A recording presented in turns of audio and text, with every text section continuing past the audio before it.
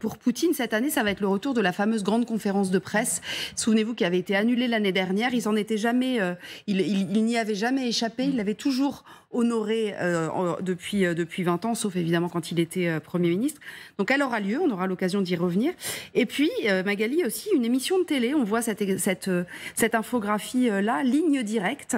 C'est une émission de télé qu'il adore faire, manifestement. Exactement. C'est un grand rendez-vous de la télévision russe. Les citoyens ont le droit, ce jour-là, de poser des questions en direct au président. Et ça dure des heures. C'est Vladimir Poutine lui-même qui a créé cette émission. Oui. Le premier numéro, c'était lors de son premier mandat, le 24 décembre 2001. Et depuis, elle a lieu tous les ans, ou presque. Elle avait été annulée l'année dernière, on s'en souvient. Annulée aussi en 2020 en raison du Covid. Et en 2012, à cause des grandes manifestations qui avaient eu lieu dans tout le pays contre le régime Poutine. La dernière, donc, c'était en 2021. Si elle se déroule quasiment chaque année, il n'y a pas de date fixe. Elle peut avoir lieu en décembre, comme en mars, ou ici. C'était au mois de juin à l'époque. Alors, comment se passe cette émission, Magali ? Est-ce que vraiment toutes les questions peuvent être posées, même les questions gênantes ? Officiellement, oui. Bien sûr. Alors, il y a des millions de questions qui parviennent au standard, sauf qu'il n'y en a qu'une toute petite partie qui est sélectionnée. Au final, le président répond à une soixantaine de questions. Et tous les domaines sont abordés. Ce sont souvent des problèmes très concrets qui sont posés à Vladimir Poutine. Par exemple, j'ai pas reçu d'indemnisation après les inondations. Pourquoi on me refuse les médicaments auxquels j'ai droit ? On a vraiment là l'image d'un président omnipotent qui peut tout pour sa population.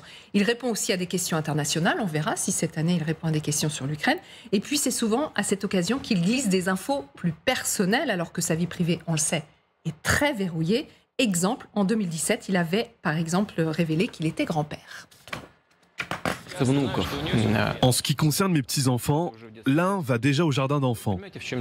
Comprenez cela. Je ne veux pas qu'ils grandissent comme des princes. Je veux qu'ils grandissent comme des gens normaux. C'est intéressant. Il ne savait pas qu'il avait eu des petits-enfants. Ça fait 22 ans qu'elle existe, cette émission, Magali. Elle a évolué, on suppose. Pas tellement.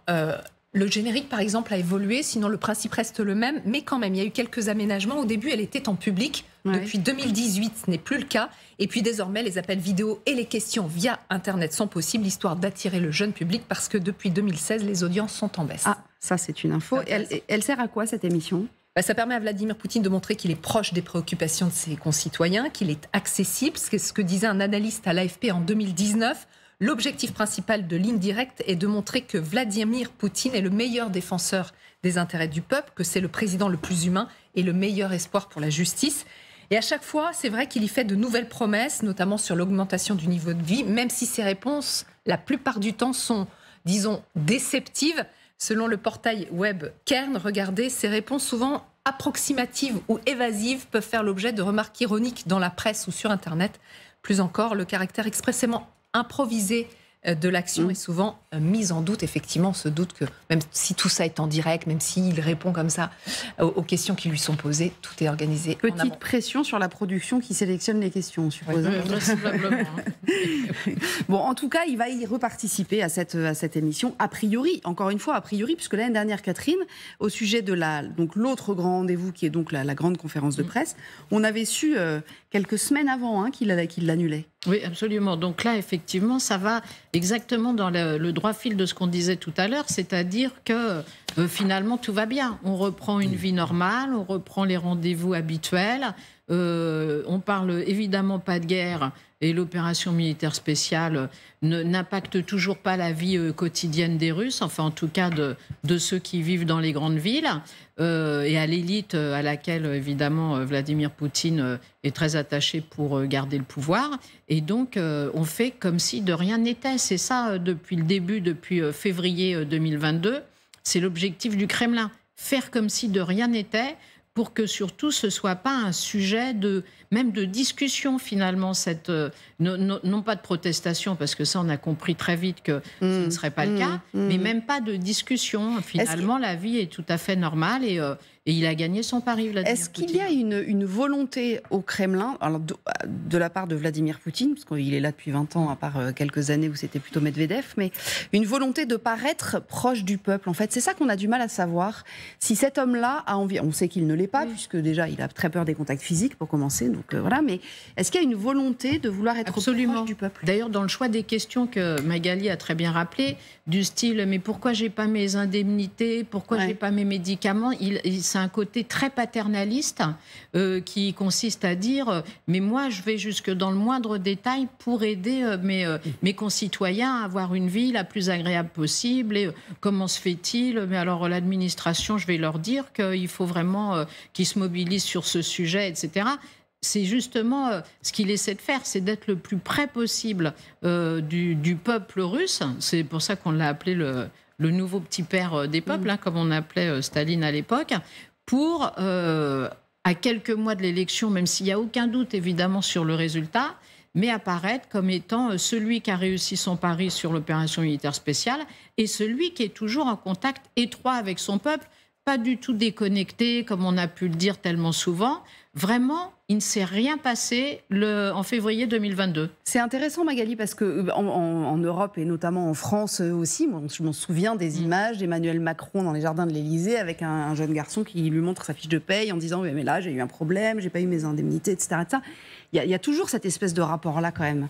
Oui, et puis c'est important parce qu'évidemment, il rentre en campagne, même s'il n'est pas officiellement candidat, il rentre en campagne. Et on le voit bien là, avec la réintroduction de cette conférence de presse et de cette émission télé, on est dans un cas de figure qui n'a plus rien à voir avec il y a un an. Il y a un an, comme le disait Catherine, les Russes venaient de perdre Kherson. C'était retiré. Il y avait eu quand même une contre-offensive réussie des Ukrainiens qui avaient repris donc, le sud et puis une partie de la région de Kharkiv. Donc, il était en difficulté. Il y avait ces mères de soldats qu'il avait été obligé de recevoir au Kremlin, qui avaient été là aussi triés sur le volet, mais parce qu'il y avait quand même une gronde qu'il sentait monter dans la société. Et on voit bien un an plus tard qu'il a réussi quand même à reprendre les choses complètement en main. Depuis le coup raté de Prigojine, il a resserré les boulons.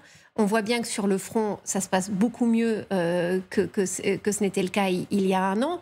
Donc là, il peut à nouveau recommuniquer et en effet se représenter comme le grand défenseur du peuple russe. Et on le voit d'ailleurs ces derniers jours. C'est absolument stupéfiant à quel point il resoigne à nouveau sa communication. Il va dans les hôpitaux, on a montré ces images, rencontrer des enfants. On le voit même recevoir des enfants au Kremlin même, qui viennent visiter son bureau. Il y a une volonté de montrer qu'il est vraiment sur tous les fronts, à la fois donc auprès du peuple russe. Il était hier au Kazakhstan, donc aussi avec les dirigeants internationaux. À Rostov-sur-le-Don avec les militaires, il est quand même omniprésent. Il est vraiment en train d'occuper tout l'espace médiatique en ce moment. En fait, on a le sentiment quand même, Pierre Ménat, qu'il est en train de capitaliser non pas sur le fait que ça aille mieux pour les Russes en Ukraine, mais sur le fait que ça va moins bien pour les Ukrainiens en Ukraine.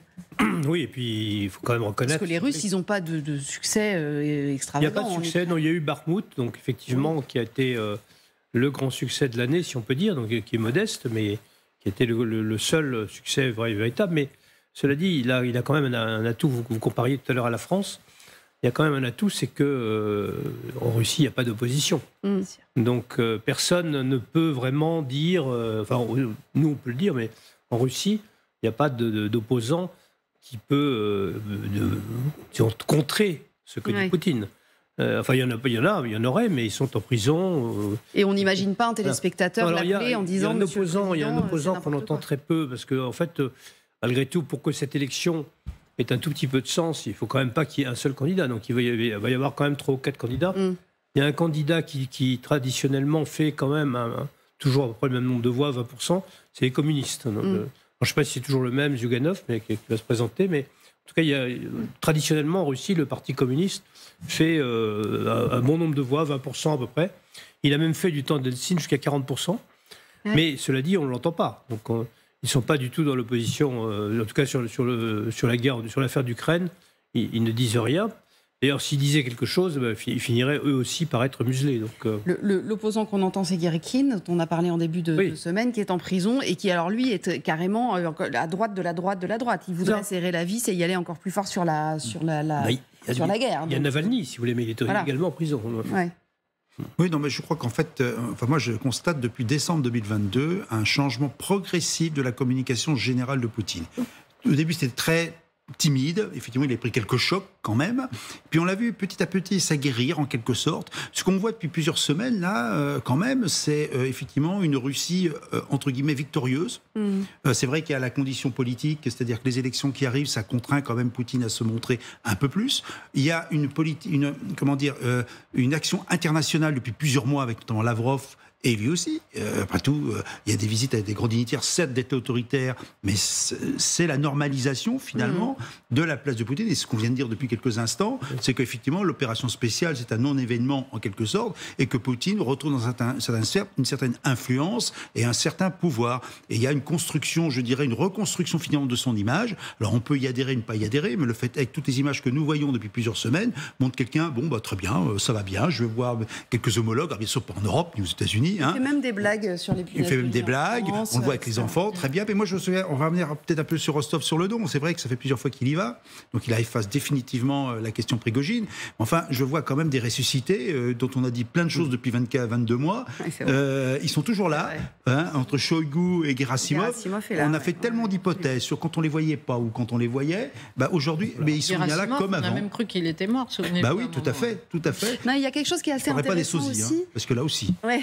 Il y a quelque chose qui est intéressant aussi. Nous, on regarde à chaque fois la télé russe, où on a Soloviev, etc. On vous en a beaucoup montré des images quand il y avait effectivement des débats soit sur l'Ukraine, soit sur la politique de Poutine, etc. On sait que ce sont les bras armés du Kremlin, évidemment, et que tout est téléguidé par le Kremlin. Mais là, je vous avoue, quand on cherche, on ne trouve pas grand-chose sur la guerre en Ukraine, en fait. On a le sentiment qu'effectivement, ça a sorti du débat public. Ils ont un petit peu renouvelé leur stock avec le Proche-Orient. Donc, oui. Et le but n'est pas et de ne plus en parler, enfin d'en parler le minimum dans cette campagne. D'ailleurs, quand on regardait le ton même vis-à-vis des Occidentaux, on est passé de l'attaque violente un peu à l'humour. Aujourd'hui, c'est plutôt de l'ironie en disant ces pauvres Américains qui ont une dette effarante. Il y a un point quand même que Poutine ne peut pas cacher, même si personne ne le dit, c'est qu'il est quand même interdit de séjour dans pas mal d'États. Donc, alors, il peut en effet faire quelques déplacements au Kazakhstan, peut-être en Chine, mais vous rappelez-vous, il n'a pas pu aller, évidemment ça a été gommé, mais il n'a pas pu aller en Afrique du Sud pour le sommet des BRICS. Enfin, ces images, c'est pas pour nous, c'est pour le peuple russe. Oui, donc, mais s'il y avait une presse, c'est là où on voit le système verrouillé. S'il y avait une presse, je veux dire, s'il y avait un tout petit peu de presse ou tout petit peu de vie politique, c'est quelque chose qu'on mettrait en avant en Russie. Donc. Mais qui sera peut-être mise en avant pour la conférence de presse de fin d'année, parce qu'en temps normal, il y a de la presse étrangère qui est invitée. Oui, c'est vrai. Il y a des journalistes occidentaux parfois. Ils vont être évidemment triés sur le volet. Je ne sais pas si on prendra beaucoup de questions comme celle-là. Je ne suis pas sûre non plus.